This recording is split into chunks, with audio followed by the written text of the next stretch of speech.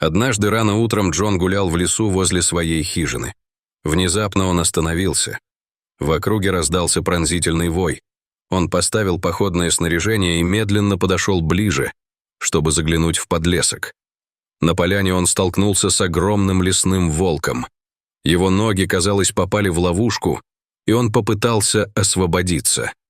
Но потом он, казалось, сдался и снова лег.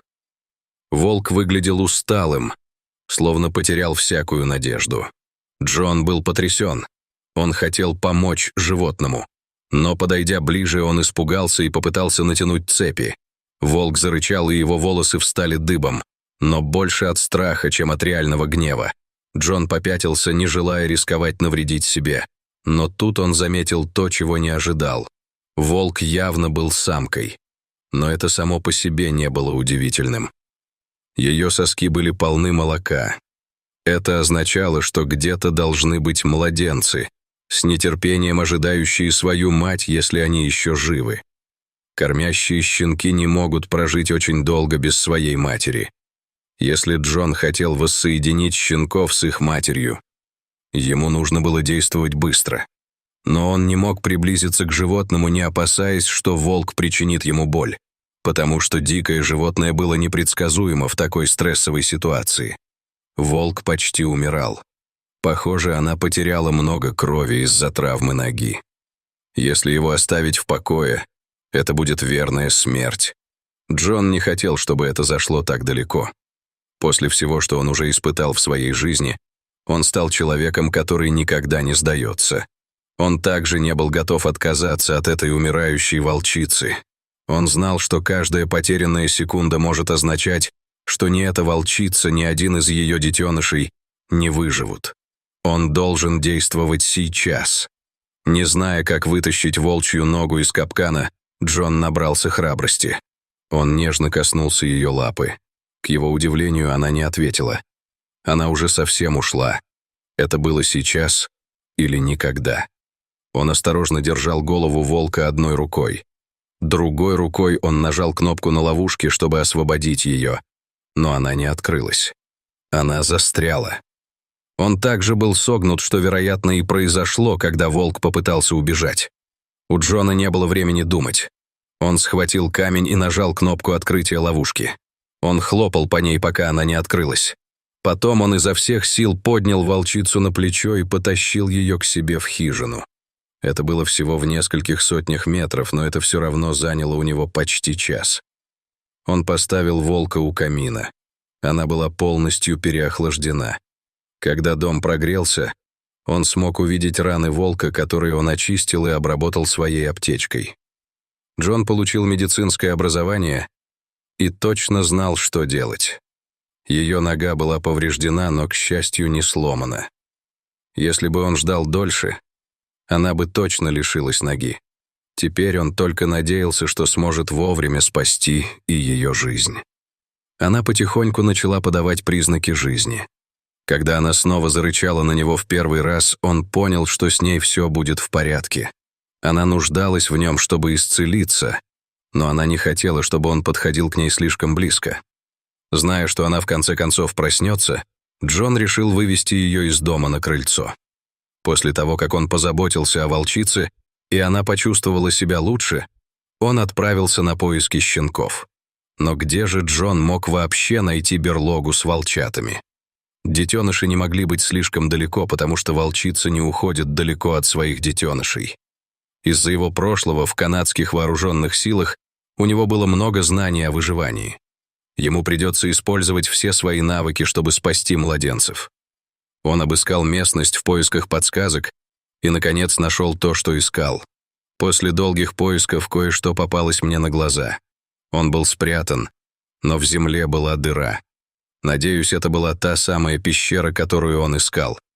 Единственная проблема теперь заключалась в том, чтобы вывести волчат. Их приучили оставаться дома, пока они не услышат свою мать, даже если это может означать их смерть. Джон был полон решимости сделать все возможное. Он попытался изо всех сил, зовя волка. Ничего не произошло. Он попытался снова. Но все равно ничего. Он как раз думал, не опасно ли заходить в пещеру, как вдруг вышел маленький крохотный волк. Он выл от голода. Вероятно, это была одна из главных причин, по которой он рискнул выйти наружу, не услышав голоса своей матери. После того, как появился первый ребенок, вскоре последовали и остальные. Зная, что он никогда не сможет нести все 4, он аккуратно сложил их все в сумку и запечатал ее. Джон должен был проверить, нет ли в берлоге других детенышей. Засунуть голову в волчье логово – плохая идея. Но мысль о том, что он мог оставить кого-то позади, была неприемлемой. Он должен был убедиться. Он лег на живот и заполз внутрь. К счастью, она оказалась не такой глубокой, как он себе представлял. Мужчина обыскал пещеру, но других волков не было видно. Он мог покинуть это место с чистой совестью, зная, что там не осталось щенков. Он схватил мешок со щенками и вернулся к их матери.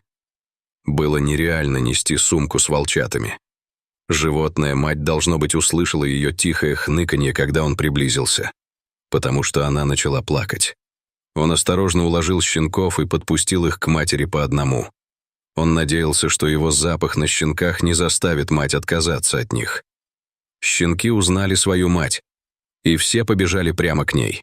Они понюхали ее, и Джон на мгновение затаил дыхание. Узнает ли она их? Крепкая авантюристка расчувствовалась, когда начала лизать щенков. Она легла, и вскоре щенки радостно стали пить. Волчица уже некоторое время была с Джоном, и она, должно быть, голодна и хочет пить.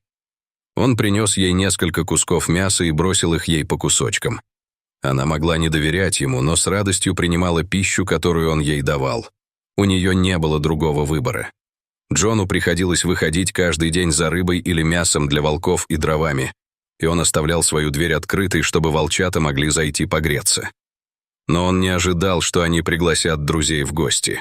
Но именно это и произошло.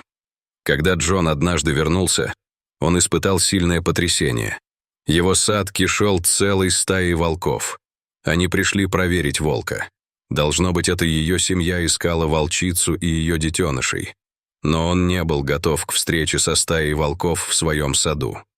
На мгновение Джон застыл в страхе. Щенки прибежали к нему и были так счастливы видеть своего друга. Но все большие волки повернулись, зарычали и встали, подняв шерсть. Похоже, они были готовы к атаке. Внезапно один из волков громко залаял. Это была волчица, которой помог Джон. Как только она залаяла, все остальные волки отпрянули и казались совершенно расслабленными. Тем не менее, Джон не недооценивал опасность волчьей стаи. Он быстро вошел в свою хижину и запер за собой дверь. Еще через несколько дней Джон увидел, что волку становится все лучше и лучше.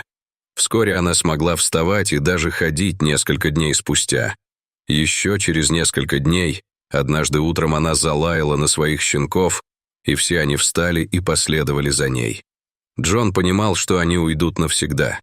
Он никогда больше не видел ни стаю, ни волка, ни детенышей. Но он знал, что 4 маленьких волчонка и волчица обязаны ему жизнью. Если эта история тронула вас так же сильно, как и нас, вам стоит подписаться на наш канал. До свидания.